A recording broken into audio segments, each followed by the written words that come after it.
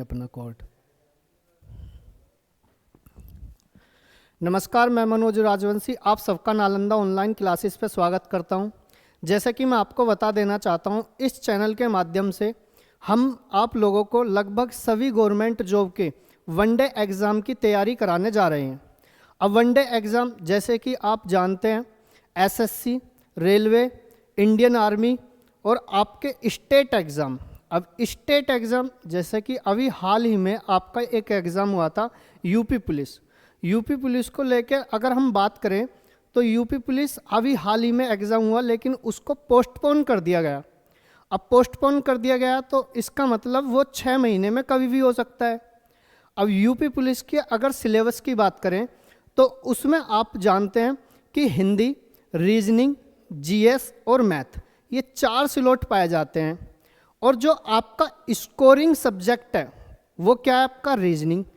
क्यों? क्योंकि उसमें आप जानते हैं कि 55 क्वेश्चन रीजनिंग के लगे हुए आते हैं, और 55 क्वेश्चन आते हैं तो इसका मतलब एक क्वेश्चन जो होता है आपका 2 मार्क्स का होता है, यानी 55 दूनी 102, 110 अंक का वो आपका रीजनिंग का स्लॉट होता है। अब रीजनिंग को लेकर अगर हम बात करें तो रीजनिंग में आपका सबसे पहले मैं यहाँ पे टॉपिक उठाता हूँ जिसका आपका बेसब्री से इंतज़ार है, और वो है आपका कैलेंडर। कैलेंडर में क्या है कि बच्चा यहाँ पे मिस्टेक कर देता है, यानी कभी तो एक दिन आगे कर देता है या एक दिन पीछे कर देता है। यानी मैं आपको ये बता देना चाहता हूँ कि अगर आप इस वीडियो को देखेंगे तो इस वीडियो के माध्यम से ना तो आप एक दिन आगे कर पाएंगे ना एक दिन पीछे। यानी कहने का मतलब ये है कि क्वेश्चनों का परफेक्टली आंसर निकलेगा। तो आइए चलते हैं एक बार कि कैलेंडर की शुरुआत करते कहाँ से।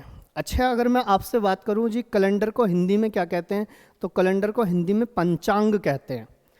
तो पहला क्वेश्चन उठाते हैं। सबसे पहले हम कैलेंडर की शुरुआत करते हैं, बेसिक जानकारी देते हैं। अब बेसिक जानकारी है क्या, ध्यान से सुनना कैलेंडर के बारे में। ये रहा आपका कैलेंडर। कैलेंडर की बेसिक जानकारी देखेंगे आप, क्या है कि एक सप्ताह बराबर कितने दिन होते हैं, तो हर बच्चा जानता है कि एक सप्ताह बराबर 7 दिन होते हैं। दूसरी बात अगर हम बात करें तो एक महीना बराबर कितने दिन होते हैं, तो आप ये कहेंगे जी 28, 29, 30 और 31 दिन होते हैं। यानी मैं आपको ये बता रहा था कि एक महीने में 28 दिन भी हो सकते हैं, 29 दिन भी हो सकते हैं और 30 दिन भी हो सकते हैं और 31 दिन भी हो सकते हैं। क्या मेरी बात को समझ रहे हैं? लेकिन आप ये देखेंगे कि 28, 29, 30, 31, 28 जो होता है वो आपका 28 फरवरी का महीना पड़ता है, और 29 भी आपका फरवरी का महीना पड़ता है। 29 कब फरवरी का महीना होगा, आइए उस चीज़ को हम जानते हैं। तो यानी कहने का मतलब, अब थोड़ा सा हम आगे चलते हैं। एक महीने के बारे में हमने जाना, अब बात करते हैं एक साधारण वर्ष बराबर कितने दिन होते हैं। एक साधारण वर्ष बराबर जो दिन होते हैं वो आपके 365 दिन 5 घंटे 48 मिनट 47.5 सेकंड। क्या मैं इसको क्या कह सकता हूँ? मैं इसको लगभग में 6 घंटे कह सकता हूँ। यानी लगभग में क्या हुआ, तो आप ये कहेंगे कि लगभग में जो हुआ वो 6 घंटे हो गए। बात फाइनल। अच्छा, मुझे ये बताइए, अगर यहाँ से बात करी जाए कि एक दिन में कितने घंटे होते हैं, तो आपका जवाब ये होगा जी एक दिन में आपके 24 घंटे होते हैं। अब ये 6 घंटे हैं तो 6 गुणा अगर मैं 4 करूं तो आपका जवाब ये होगा जी 24 घंटे। कोई डाउट जी? 24 घंटे को ही मैं क्या कहूँगा, 24 घंटे को ही मैं ये कहूँगा कि एक दिन। मेरे बेटा ये एक दिन जो है ना, ये एक दिन वो 4 वर्षों बाद फरवरी में ही इंक्लूड हो जाता है। आप जानते हैं कि फरवरी जो होती है वो हमेशा 28 की होती है, लेकिन फरवरी 29 की भी होती है। वो कितने दिन बाद आती है, तो आप ये कहेंगे जी वो 4 साल बाद फरवरी 29 की पड़ती है। और क्यों पड़ती है 29 की, तो आप जानते हैं क्योंकि एक साधारण वर्ष बराबर जो होते हैं वो 365 दिन तो होते ही होते हैं, लेकिन और भी क्या होता है 5 घंटे 48 मिनट 47.5 सेकंड, यानी लगभग में आपके 6 घंटे। अब 6 घंटे को क्या कह सकता हूं मैं, 6 घंटे को अगर मैं 4 से गुणा करूं तो ये 24 घंटे, यानी एक दिन का ये नया निर्माण हो जाता है।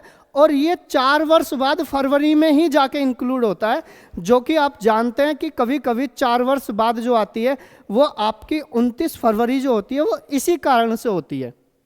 क्या मेरी बात को आप समझ पाए? अब मैं इसको आगे थोड़ा सा लेके चलूं, तो जैसे ही एक दिन बढ़ेगा वो फरवरी में जाएगा, तो इसका मतलब हम यही कहते हैं कि एक लीप वर्ष बराबर जो होंगे वो 366 दिन होंगे।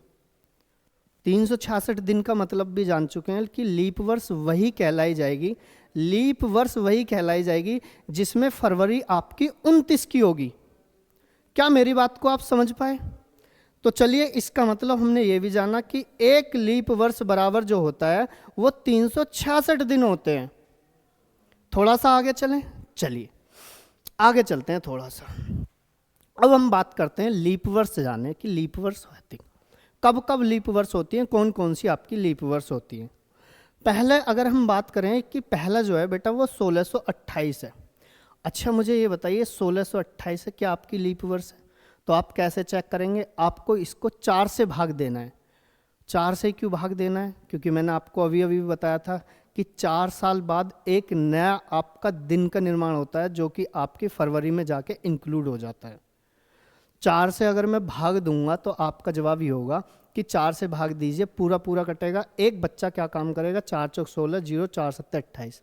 लेकिन मैं आपको ये कह रहा हूँ कि 4 का जो डिविजिबिलिटी रूल होता है, 4 का डिविजिबिलिटी रूल ये होता है जिसके लास्ट के 2 अंक कटें। आपको पूरी संख्या को चेक करने की यहाँ पे कोई ज़रूरत नहीं है, आपको केवल क्या देखना है? लास्ट के 2 अंक। अच्छा मुझे एक बात बताइए, क्या ये 4 से पूरा कटेगा? जी हाँ, 4 7 28। यानी मैं ये कहूँगा कि ये जो है आपकी जो 1628 है ये आपकी लीप वर्ष है। दूसरे बात करें 1532, दूसरा है आपका 1532। अगर मैं 4 से काटूं तो आपका जवाब ये होगा बस लास्ट के 2 अंक काटने। क्या ये 4 से कटेगा? तो आप ये कहेंगे 4 अट्ठे 32, यानी हाँ ये भी पूरा कटेगा। यानी ये भी क्या है आपकी? ये भी आपकी एक लीप वर्ष है। क्या मेरी बात को समझ रहे हैं आप? थोड़ा सा आगे चलें। ये आपका अगला है आपका 1634। क्या बेटा? 1634।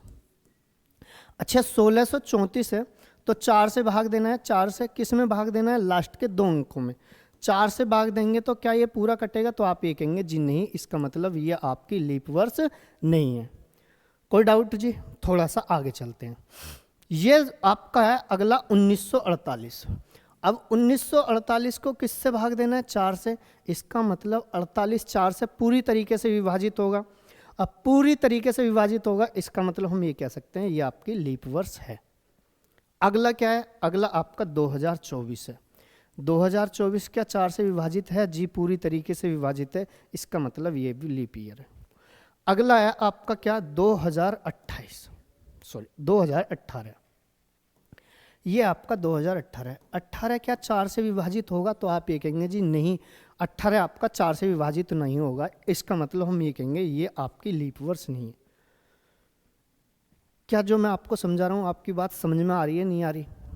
थोड़ा सा आगे बढ़े, चलिए अब हम बात करते हैं ये क्या है। तो हम ये यहाँ से यहाँ तक की जो बात है ये मैं आपको इस माध्यम से बताना चाहता हूँ कि ये आपकी जो है ना ये चारों की चारों आपकी लीप वर्ष है।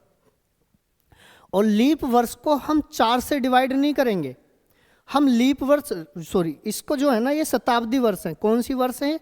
शताब्दी वर्ष है। ये सारी की सारी चारों कैसी हैं? तो आप ये कहेंगे ये आपकी शताब्दी वर्ष है। कैसी है जी? शताब्दी वर्ष। चलिए ये आपकी कौन सी है? शताब्दी है। अच्छा शताब्दी जो होती है, शताब्दियों को किस किस से चेक किया जाता है? शताब्दी को 4 से डिवाइड नहीं करेंगे, शताब्दी को जो चेक करना है उसको आपको 400 से डिवाइड करना है। और शताब्दी कौन सी है? पहली शताब्दी। तो आप ये कहेंगे जी 1700। 1700 को 4 से डिवाइड नहीं करना है, कितने से करना है शताब्दी को? 400 से।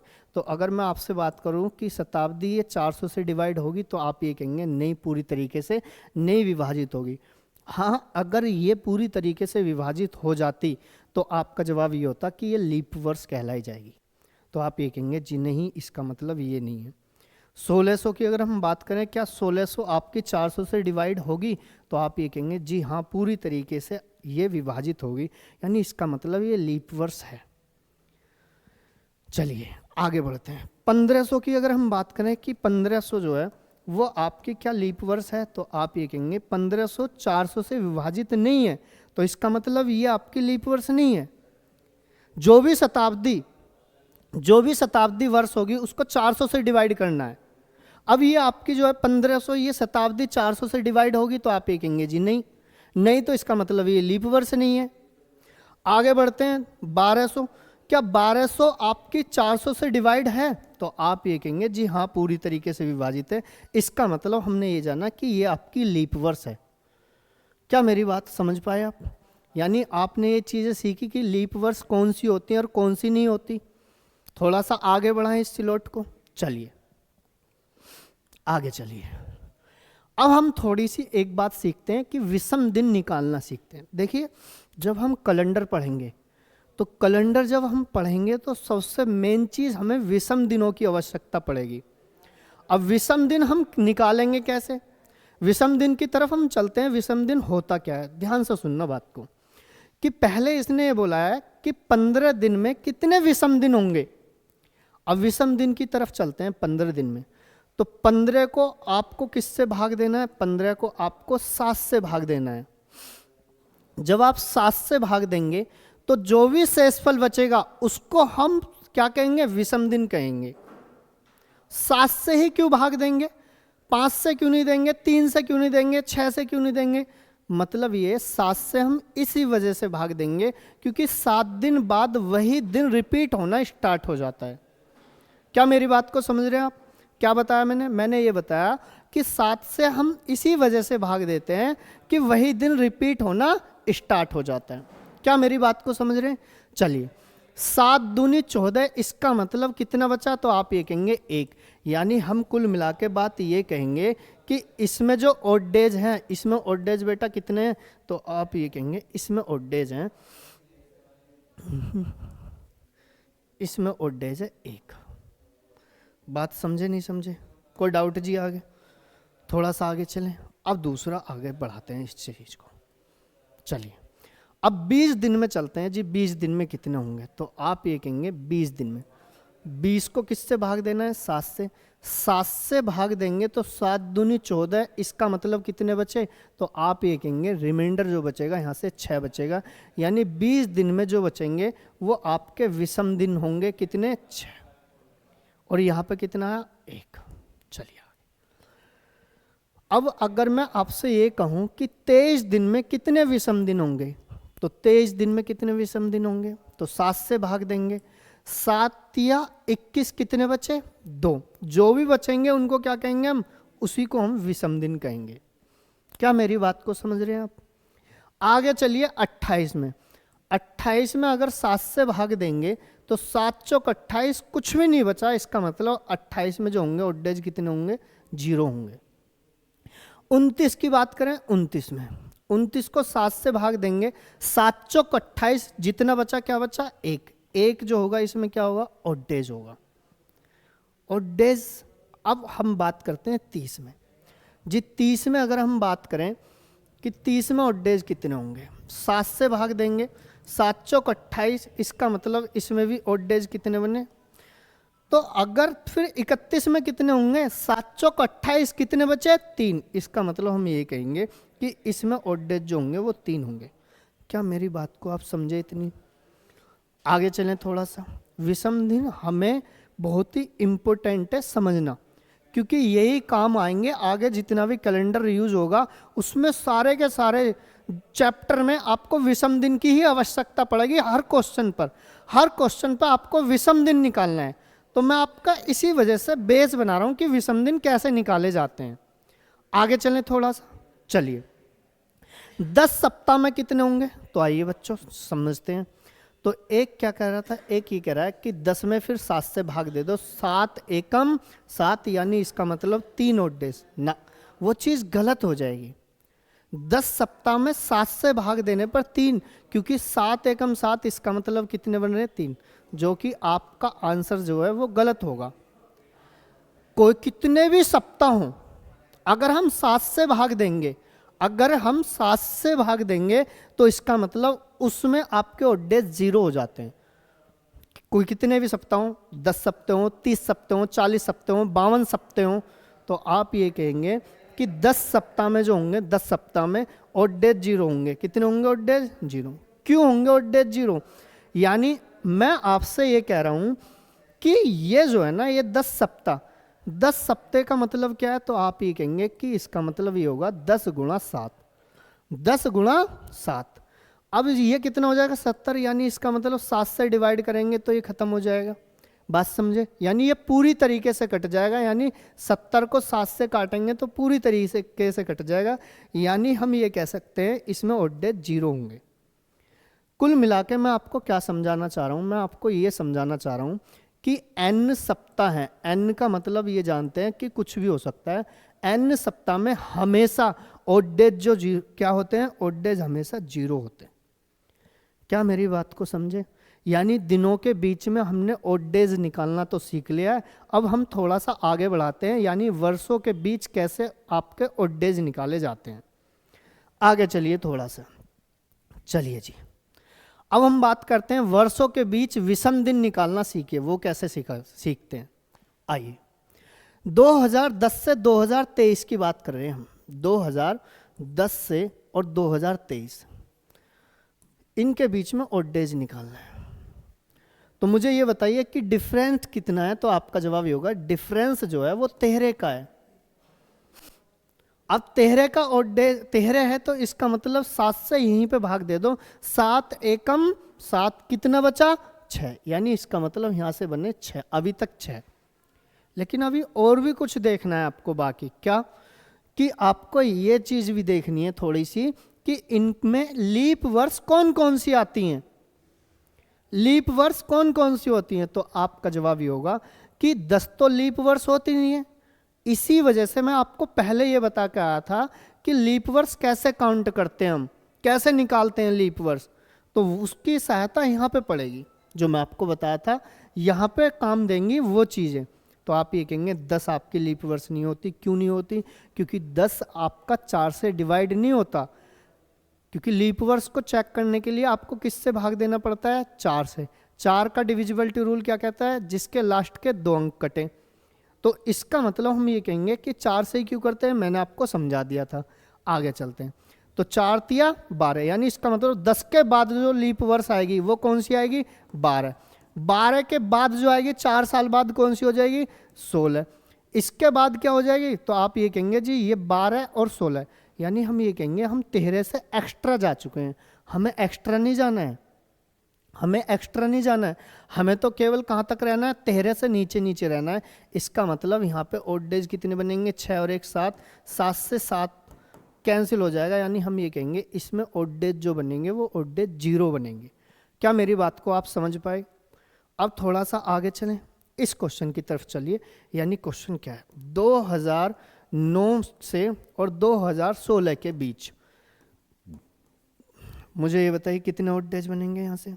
तो आप ये कहेंगे जी 7 इनका डिफरेंस। सबसे पहले डिफरेंस 7 का, तो 7 को 7 से डिवाइड करेंगे तो आप ये कहेंगे एक काम करिए, इसको हम क्या लिख लेते हैं? 0।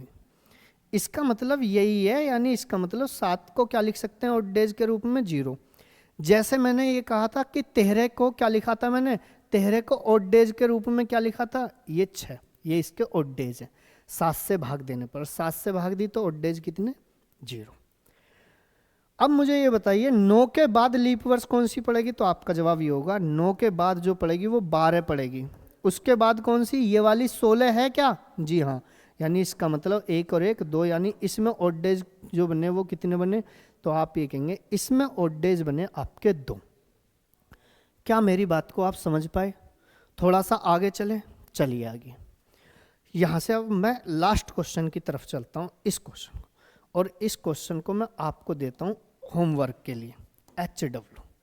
ये आप कमेंट में आंसर देंगे कि इसका मतलब है क्या, इसमें ऑड डेज कितने बनेंगे 2012 से 2020 के बीच विषम दिन। ये आपको आंसर कमेंट में देना है। थोड़ा सा आगे चलें, चलिए बेटा नोट करिए फटाफट से पहले इसको। समझ में आ रहा है? कुछ नहीं आ रहा? चलिए आगे। चलिए पहला क्वेश्चन बड़ा प्यारा है। निम्न में से कौन लीप वर्ष है? कौन सी वर्ष है लीप वर्ष? तो मैंने बता दिया था, पहला क्वेश्चन ये कह रहा है कि निम्न में से कौन सी वर्ष लीप वर्ष है। तो 10 क्या 4 से कटता है? लास्ट के 2 डिजिट पे ध्यान रखना है। तो आप ये कहेंगे जी बिल्कुल भी नहीं। बात समझ रहे नहीं समझ रहे? आगे चलिए।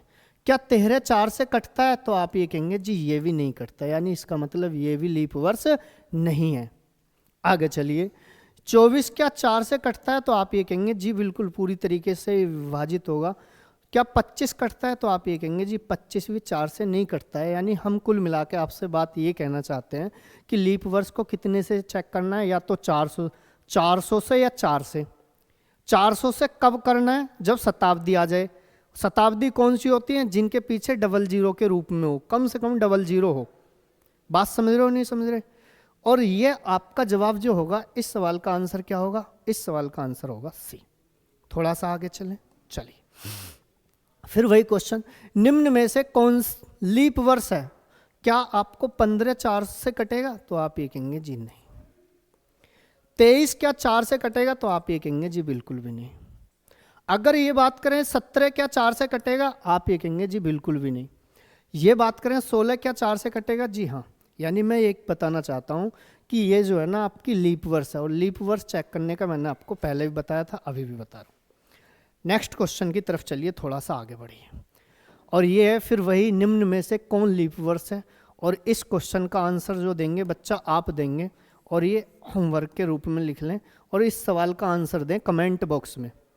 कोई डाउट? आगे चलें थोड़ा सा, चलिए। निम्न में से कौन सी शताब्दी लीप वर्ष है?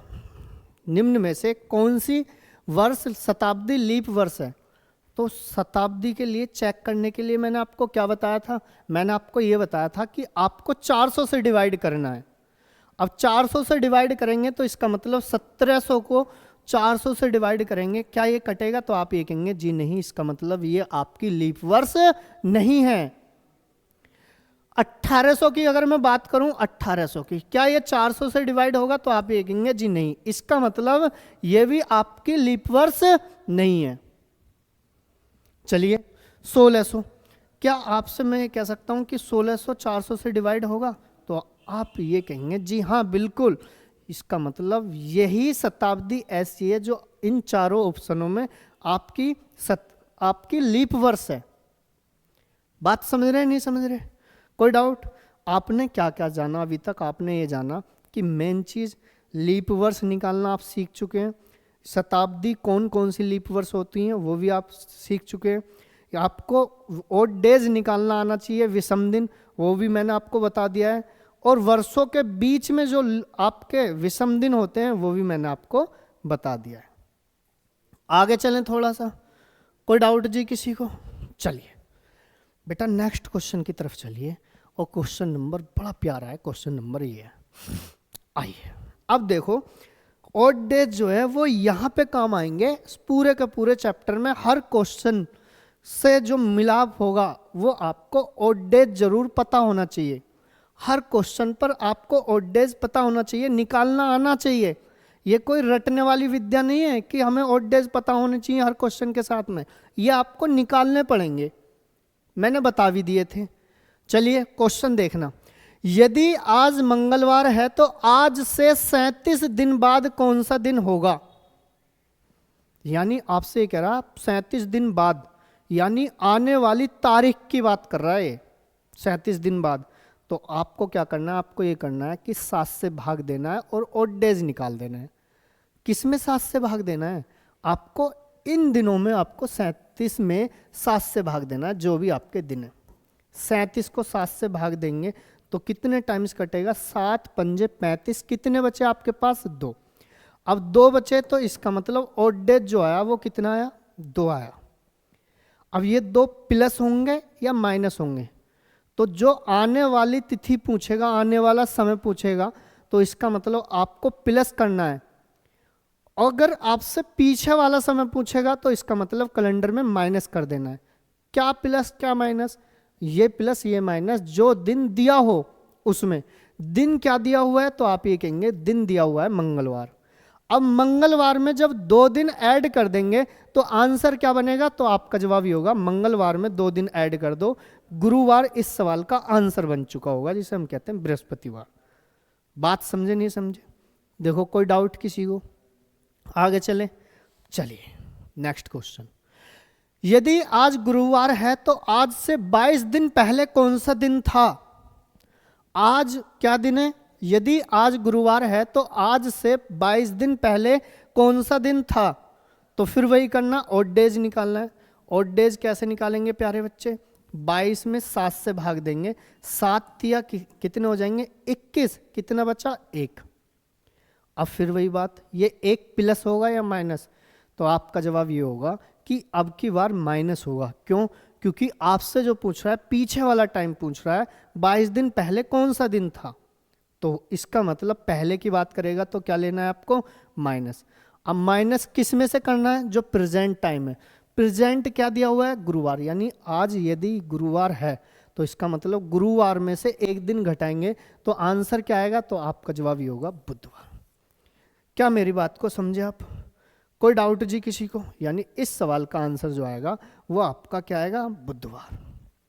बात समझे नहीं समझे जी? चलिए आगे चलते हैं थोड़ा सा। चलिए, यदि आज शनिवार है तो आज से 48 दिन बाद कौन सा दिन होगा? आज से 48 दिन बाद, यानी फिर आपको क्या निकालना है? ऑड डेज की सहायता लेनी पड़ेगी।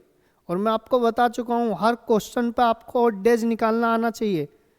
और अगर आपकी समझ में अभी भी नहीं आ रहा, थोड़ा पीछे जाके समझ लो कि हम ऑड डेज कैसे निकालते हैं। चलिए आइए चलते हैं यहाँ पे। 48 में अगर मैं आपसे बात करूं 7 से भाग देना है, 7 छिंग क्या हो जाएंगे? 42। कितने बचे? तो आपका जवाब ये होगा जी 6 बचे। अब 6 बचे तो इसका मतलब 48 दिन बाद है, तो इसका मतलब क्या कहेंगे? आप ये कहेंगे कि इसमें +6 ऐड कर देंगे। अब कुछ बच्चों को बहुत परेशानी होती है कि 6 जैसे ही जोड़ने लगेंगे, आप 6 जोड़ने के लिए थोड़ा सा आप टाइम टेकन लेंगे, यानी टाइम लग जाएगा तकरीबन। कैसे कि 6 ऐड करने में हो सकता है 10 सेकंड लग जाए। तो मैं आपको यहाँ पे सॉर्ट आउट करने के लिए क्या बता रहा हूँ, अगर आपसे बच्चे 6 ऐड करवाए तो आपको क्या कर देना है? 1 माइनस। अगर 5 ऐड करवाए तो बच्चे आपको क्या कर देना है? 2 माइनस। क्या मेरी बात को समझे? कोई डाउट जी किसी बच्चे को? अब मैं आपको और चीज बता देता हूं, अगर आपसे 6 माइनस करवाए, जरूरी थोड़ी है 6 प्लस करवाएगा, 6 माइनस भी तो करवा सकता है। अगर आपसे 6 माइनस करवाए तो उस केस में बच्चे आपको क्या कर देना है? 1 प्लस। अगर आपसे 5 माइनस करवाए तो बच्चे उस केस में क्या कर देना है? 2 प्लस। क्या मेरी बात को समझे आप? कोई डाउट? थोड़ा सा आगे चलें। चलिए, तो इसका मतलब हम ये कहेंगे कि 6 प्लस करना है, तो 6 प्लस का मतलब हम क्या कहेंगे कि शनिवार जो प्रेजेंट टाइम है उसमें आप 6 ऐड करने के बजाय आप क्या कर दें? 1 माइनस कर दें। तो शनिवार में से अगर आप 1 माइनस करेंगे तो बच्चा आंसर क्या बना चुके होंगे? तो आपका जवाब ये होगा, आंसर बना चुके होंगे आपका ये वाला, यानी इस सवाल का आंसर आएगा शुक्रवार। क्या मेरी बात को आप समझ रहे हैं? यानी इस सवाल का आंसर क्या होगा? शुक्रवार। चलिए आगे, अगले क्वेश्चन की तरफ हम चलते हैं, बढ़ते हैं थोड़ा सा आगे। यदि आज बुधवार है तो आज से 57वां दिन कौन सा होगा? अब बच्चे कितनी मिस्टेक कर देते हैं। आज से 57वां दिन कौन सा होगा? निकालिए आंसर इसका क्या होगा, निकालिए बेटा क्या होगा। तो आप क्या कर रहे होंगे? आप ये कर रहे होंगे 57 को 7 से भाग देंगे, 7 अट्ठे 56 कौन सा बनेगा? तो आप ये कहेंगे जी 1 ऑड डेज बनेगा, जो कि आपका आंसर क्या होगा? आप ये कर देंगे बुधवार में 1 जोड़ देंगे, आंसर गुरुवार।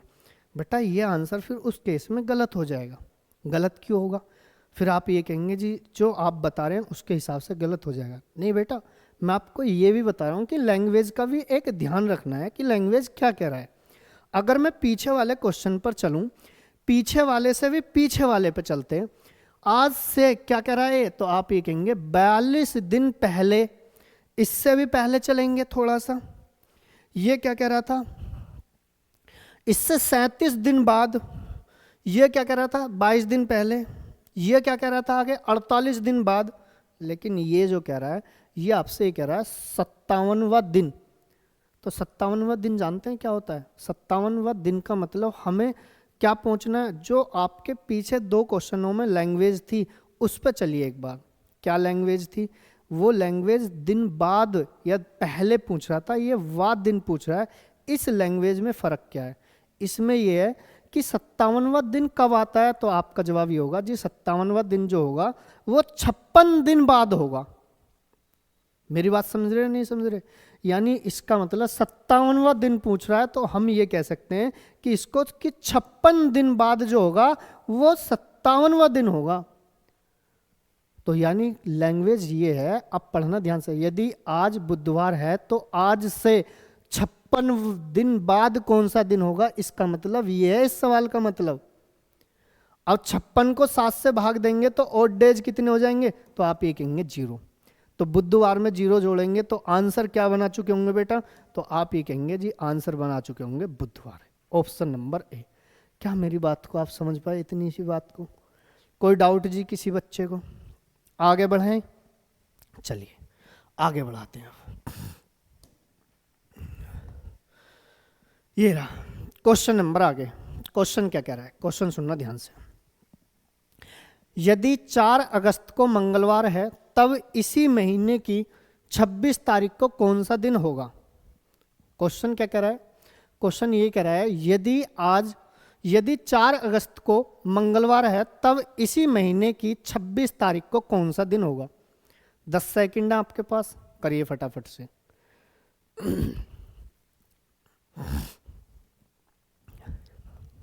कराएं जी, चलिए। हमें सबसे पहले फिर वही बात, हमें क्या निकालना है, हमें तो ऑड डेज निकालना है। ऑड डेज निकालते हैं। ये ऑड डेज कैसे निकालते हैं, देखिए 4 अगस्त और 26 अगस्त के बीच में हमें पहले ऑड डेज निकाल लेना है। ऑड डेज निकालने के लिए मैंने क्या बताया कि इन दोनों का डिफरेंस निकालो। सबसे पहले कितना होगा, 22 आ गया डिफरेंस। अब 22 को किससे भाग देना है आपको, 7 से ऑड डेज निकालने के लिए। तो जब आप 7 से भाग देंगे कितने टाइम्स कटेगा, 3 टाइम। 7 या 21, जो बचेगा वही उसका क्या कहलाया जाएगा, ऑड डेज कहलाया जाएगा। यानी कितना बचा, 1। अब इसका मतलब 1 बचा, हम ये कहेंगे इसमें जो आया वो 1 दिन विषम आया। अब आप क्या करेंगे, 1 दिन मंगलवार में जोड़ेंगे क्योंकि आने वाली तिथि पूछ रहा है। तो इसका मतलब जब आप किस में मंगलवार में 1 जोड़ोगे तो बेटा आंसर क्या बना चुके होंगे मंगलवार में 1 जोड़ के, तो आपका जवाब ये होगा इस सवाल का आंसर बुधवार। क्या मेरी बात को समझ पा रहे हैं आप, हाँ कि ना? कुछ समझ में आ रहा है भी नहीं आ रहा? आगे बढ़े थोड़ा सा, चलिए आगे चलिए। किसी महीने की 30 तारीख को रविवार है तो उसी महीने की 1 तारीख को कौन सा दिन था? समझना ध्यान से सवाल क्या कह रहा है। किसी महीने की 30 तारीख को रविवार है तो उसी महीने की 1 तारीख को कौन सा दिन था? यानी इसका मतलब कैलेंडर पीछे की तरफ पूछ रहा है। यानी जो भी ऑड डेज आएंगे, विषम दिन आएंगे, जो भी वर्तमान दिन है उसमें क्या कर देंगे आप, माइनस कर देंगे। क्या मेरी बात को समझ पा रहे हैं आप, हाँ कि ना? चलिए आइए समझते हैं। पहले ऑड डेज निकालते हैं क्या, तो ऑड डेज निकालने के लिए सबसे पहले चलिए आइए ऑड डेज निकालते हैं। 30 तारीख से 1 तारीख के बीच में ऑड डेज कितने का अंतर है बेटा, 29 का। 29 को किससे भाग देना है, 7 से। 7 से भाग देंगे तो 7 चौक कितना हो जाएगा, 28। यानी इसका मतलब रिमाइंडर क्या हुआ, रिमाइंडर आपका क्या हुआ, 1। अब 1 प्लस करेंगे या माइनस करेंगे, तो बच्चा इस सवाल का आंसर जो बनेगा, क्योंकि पीछे की बात कर रहा है, अब जब पीछे की बात कर रहा है तो क्या करेंगे, -1। यानी हम ये कहेंगे कि रविवार में से 1 दिन घटा दो, तो आंसर क्या बनेगा, तो आपका जवाब ये होगा आंसर आ चुका है। और आंसर क्या आ चुका है, आंसर आ चुका है, ये रहा आपका आंसर। क्या है बेटा इसका आंसर, यानी शनिवार। यानी 1 दिन पीछे जाइए, आंसर जो बनेगा वो क्या बनेगा, शनिवार। क्या मेरी बात को आप समझ रहे हैं? चलिए नेक्स्ट क्वेश्चन बड़ा प्यारा सा है आपके लिए, ये रहा। यदि आज शुक्रवार है यदि आज शुक्रवार है तो आज से 60 सप्ताह बाद कौन सा दिन होगा। कहानी में कितना अच्छा ट्विस्ट आया। एक क्या ट्विस्ट आया, यानी आज से 60 दिन 60 सप्ताह बाद। तो बच्चा क्या करेंगे, बच्चे ये करेंगे, ध्यान से सुनना बात को, क्या कि 60 को किससे भाग देना है, 7 से। अब 7 से भाग देंगे तो 7 अट्ठे 56, इसका मतलब क्या 4 प्लस करेंगे आप। बेटा आंसर गलत है ये, +4 क्यों कर देंगे, ऐसा नहीं करना है इसको। सुन लो ध्यान से, 60 सप्ताह बाद, यानी 60 सप्ताह, मैंने क्या बताया था, कितने भी सप्ताह हो, n सप्ताह हो, उसमें ओड डेज क्या होता है, हमेशा 0 होता है। क्या मैंने पढ़ाया था, नहीं पढ़ाया था। तो आप यहाँ पे फंस चुके थे। इस सवाल का आंसर क्या बनेगा, तो आपका जवाब ये होगा जी, बिल्कुल पूरी तरीके से बात समझ में आ गई है। यानी 60 सप्ताह में जानते हैं आप क्या होगा, ओड डेज जो होंगे वो क्या होंगे, 0। क्या मेरी बात को समझे। अब इसका मतलब शुक्रवार में आप 0 जोड़ेंगे तो इसका मतलब आंसर ही क्या बन चुका होगा, बच्चा बता देगा इस सवाल का आंसर कि यही होगा अब शुक्रवार ही। क्या मेरी बात को समझ रहे हैं आप। तो यानी कहने का मतलब आज की जो क्लास थी वो आज की क्लास आपकी बेसिक रही है। थोड़ा सा कल आगे बढ़ाएंगे, इसी क्लास को कंटिन्यू रखेंगे। तो क्लास को सब्सक्राइब करें, लाइक करें और ज़्यादा से ज़्यादा क्लास को शेयर करें। Thanks for watching.